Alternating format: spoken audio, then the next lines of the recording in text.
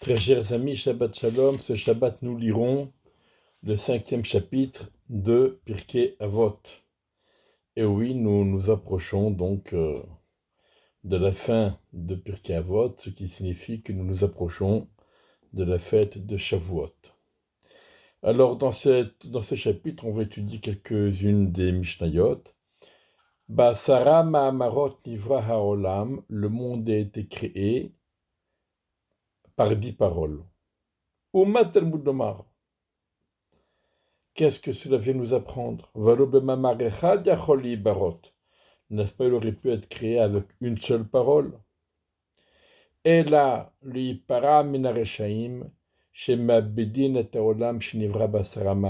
mais c'est pour punir les Reshaim qui causent la perte du monde qui a été créé par 10 paroles.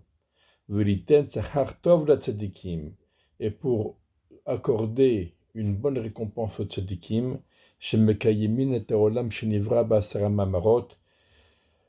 qui soutiennent, qui maintiennent le monde qui a été créé par 10 paroles. Alors dans le livre Yachel Yisrael, le grand rabbin d'Israël, le Rav Yisrael Meir Lao, Shlita, il rapporte plusieurs questions sur cette Mishnah. Tout d'abord, la longueur la redondance. On aurait pu dire tout simplement Basara Ma'amarot Nivra Olam. Valo Bemamar Echad Yacholi Barot. La phrase Uma Talmud Lomar, cette section de phrases, est apparemment supplémentaire, on aurait pu s'en passer.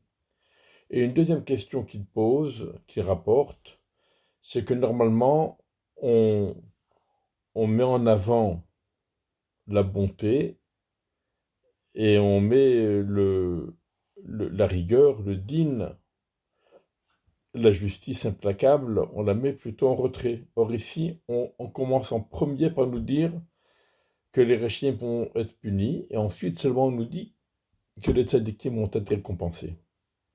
Pourquoi cet ordre-là? Et alors il nous rapporte un commentaire selon lequel, dans cette Mishnah, il y a deux questions qui sont posées. Basara Ma'amarot Nivra Olam, le monde est créé par 10 paroles. Uma Talmud Lomar.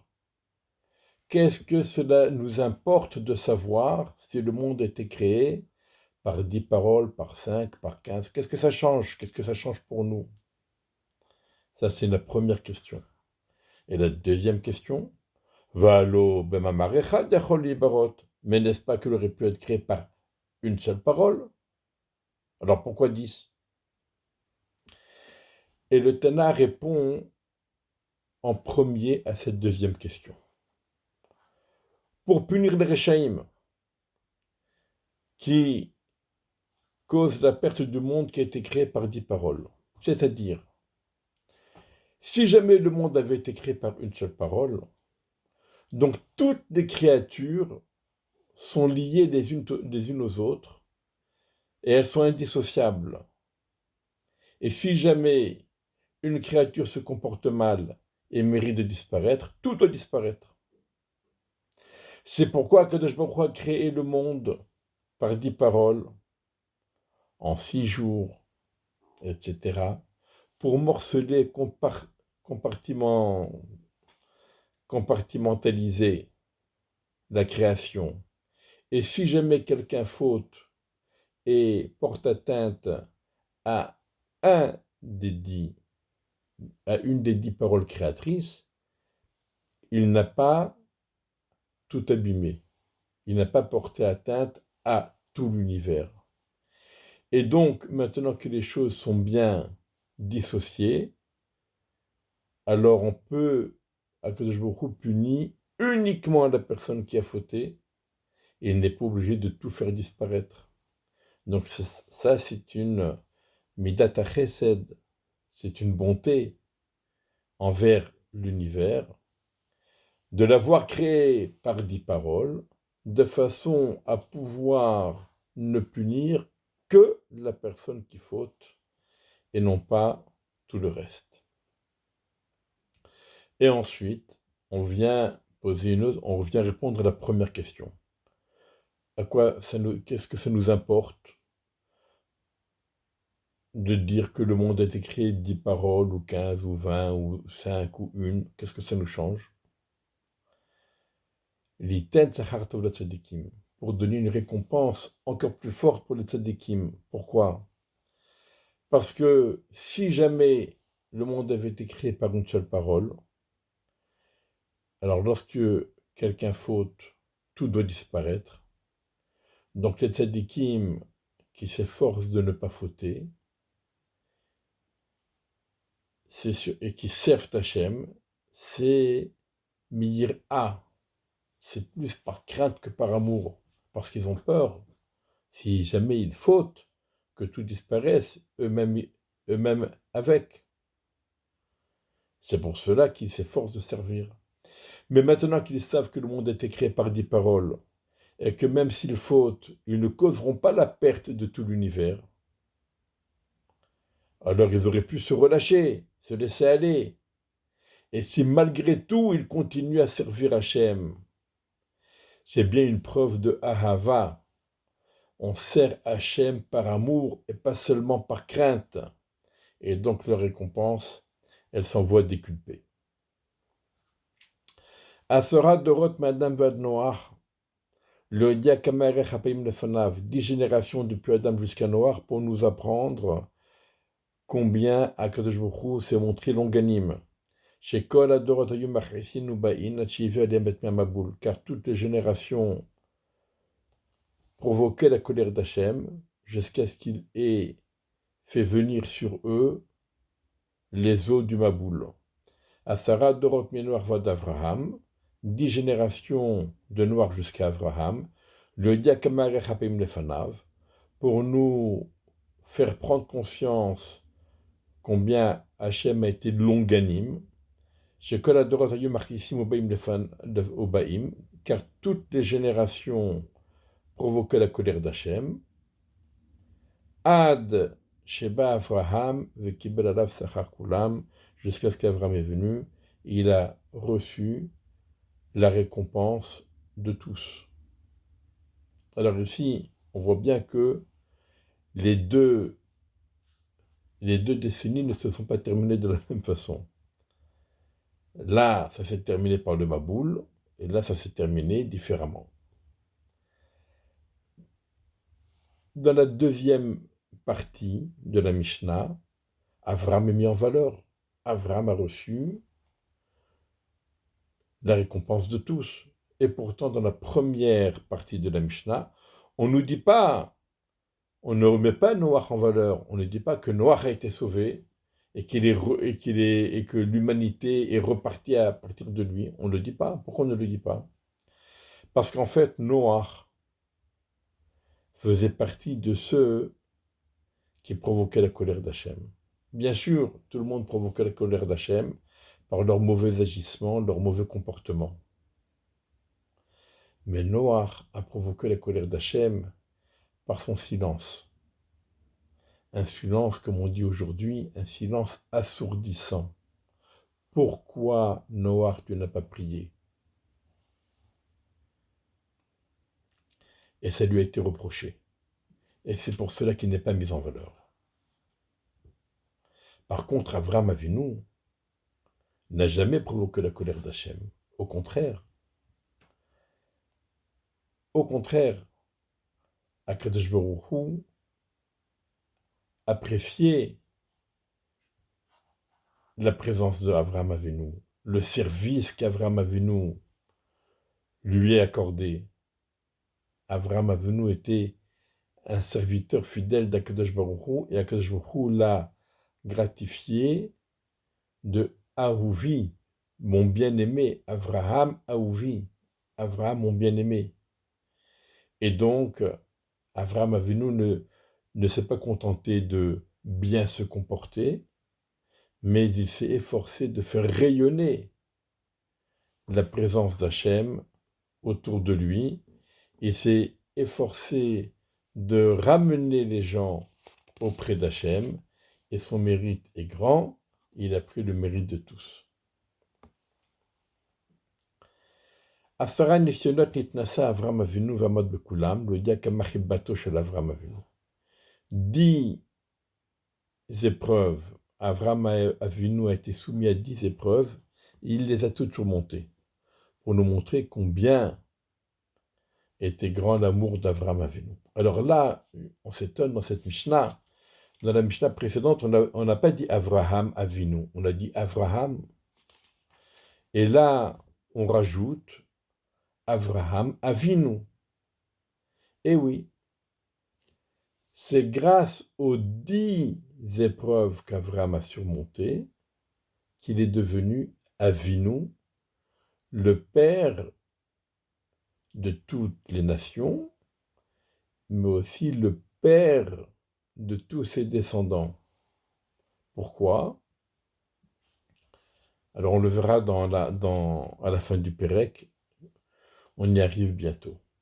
En tout cas, pourquoi Kadosh Baruch Hu a soumis Avraham Avinu à 10 épreuves? Pour bien montrer, pour bien faire prendre conscience l'amour d'Avraham Avinu. Et c'est à la fois l'amour d'Avraham Avinu pour Hachem et l'amour d'Hachem pour Avraham Avinu.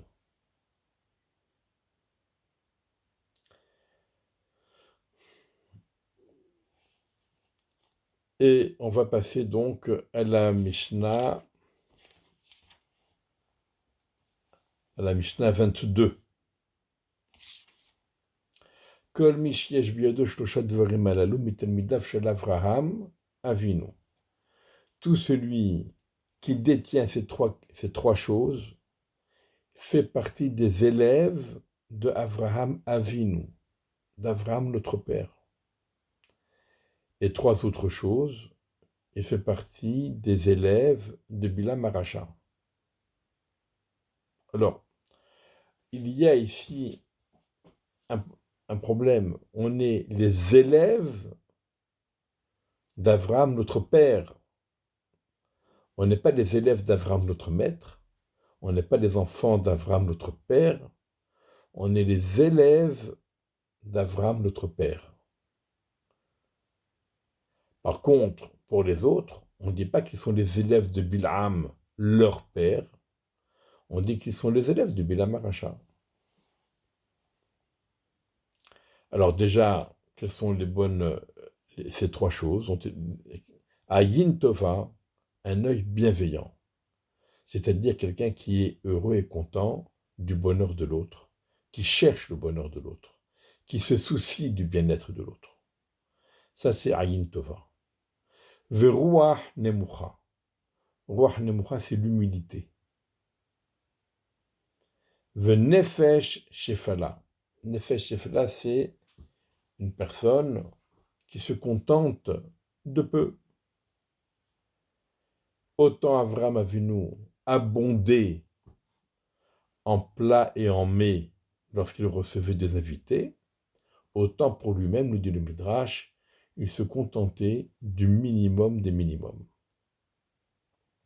Donc celui qui a ces trois qualités, il fait partie des élèves d'Avraham, notre père. Par contre, Ayin Rav Ruach Gevua Venefesh Rechava, un œil malveillant, toujours jaloux, jamais content du bonheur de l'autre. Ruach Gevua, orgueilleux, Venefesh Rechava, qui en veut toujours plus. Il ne se contente, jamais content avec ce qu'il a, il en veut toujours plus. Ça fait partie des élèves de Bilam Aracha. Donc, pourquoi pour Bilam, on ne dit pas leur père? Et pourquoi pour Avraham Avinu, on dit nous sommes les élèves d'Avraham notre père? Eh bien, justement, Avraham est devenu Avinu après qu'il ait surmonté les 10 épreuves. En surmontant ces 10 épreuves avec amour et fidélité à Hachem, Avraham a réussi à intégrer ses qualités en lui-même et à en faire un bagage génétique qu'il transmet génétiquement à ses enfants. Donc c'est pour ça qu'il s'appelle Avinu. Mais bien sûr, pour que ce bagage génétique puisse s'exprimer, alors on a besoin d'être les élèves d'Avraham Avinu. On a en nous ces qualités, mais on doit les développer, on doit leur permettre de s'exprimer en suivant les enseignements d'Avraham Avinu. Par contre, pour Bilam, ces trois, appelons ça qualités, bon, ces trois défauts, ces trois choses-là qui le caractérisent, on n'a pas besoin d'un bagage génétique pour cela. C'est la nature humaine. C'est la nature humaine qu'on va le voir bientôt. Et donc, on n'a pas besoin que Bilam transmette génétiquement aux générations futures tous ces mauvais comportements et ces mauvais caractères. C'est fait naturellement.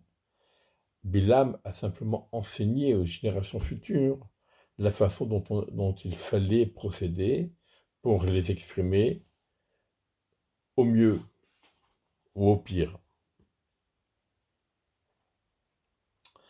Voilà.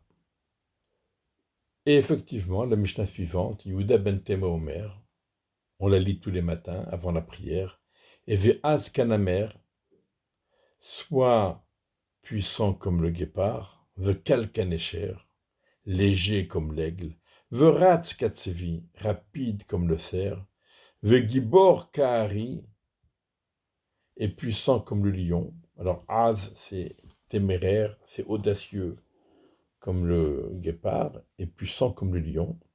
La sotte retourne à Virachel Bachamim pour accomplir la volonté de ton Père qui est au ciel. Et effectivement, Yehuda ben Temomer vient nous apprendre et nous révéler quelque chose d'extraordinaire. Comme le disait un de nos maîtres de la génération précédente, l'homme c'est un zoo. On a les caractéristiques de toutes les créatures en nous. Mais il faut savoir prendre le bon et l'utiliser au bon moment pour faire le bien, pour servir Hachem. C'est ça que Yehuda ben Temomer dit. Tout est là. Il faut savoir choisir la bonne qualité. Bilam, tout est là. Mais il utilise les forces extraordinaires que Dieu a mis en l'homme, il les utilise pour son propre intérêt, pour assouvir ses passions et ses pulsions. Avraham Avinu, il nous a appris à développer les forces qui sont en nous et à les canaliser pour servir Hachem au mieux de nos possibilités. Shabbat Shalom U'Mvorach, et que ces enseignements nous aident à nous préparer à recevoir la Torah à Shavuot, cette année encore plus que les années précédentes. Shabbat Shalom U'Mvorach.